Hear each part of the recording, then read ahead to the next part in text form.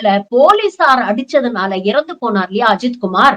அவர் தன்னுடைய 10 சவரன் நகைய திருடிட்டாரு அப்படின்னு டாக்டர் நிகிதா என்கிற நபர் குடுத்த கம்ப்ளைண்ட்னாலதான் இவ்ளோ பெரிய பிரச்சனை இன்னைக்கு பூதாகரமா வெடிச்சிருக்கு. இப்போ இந்த டாக்டர் நிகிதா மேலேயே ஏகப்பட்ட மோசடி புகார்கள் வெளியில வர ஆரம்பிச்சிருக்கு. அதாவது நெறைய பேர்கிட்ட எனக்கு அரசாங்கத்துல ஆள தெரியும். நான் உங்களுக்கு வேலை வாங்கி தரேன் அப்படின்னு சொல்லி, பொய் சொல்லி ஏமாத்தி பல கோடி ரூபாயை இந்த டாக்டரும் அவங்க அம்மாவும் சேர்ந்து ஆட்டைய போட்டிருக்கிறாங்க. இதற்கப்புறம் தொடர்ந்து தலைமறைவா இருந்திருக்கிறாங்க.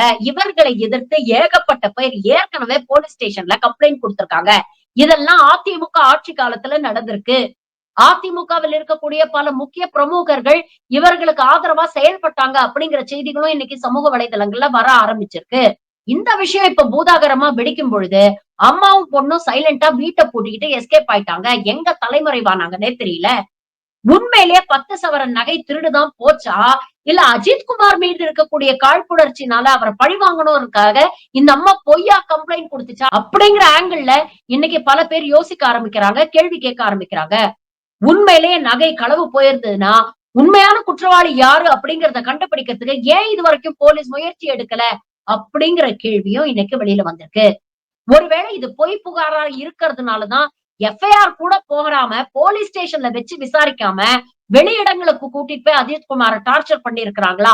அப்படிங்கிற கேள்வியும் இன்னைக்கு மேலோங்கி நிக்குது. எது எப்படியோ நாளுக்கு நாள் இந்த கேஸ்ல பல அதிர்ச்சி தரக்கூடிய தகவல்கள் வெளியில வருது. பொறுத்திருந்து பார்ப்போம்.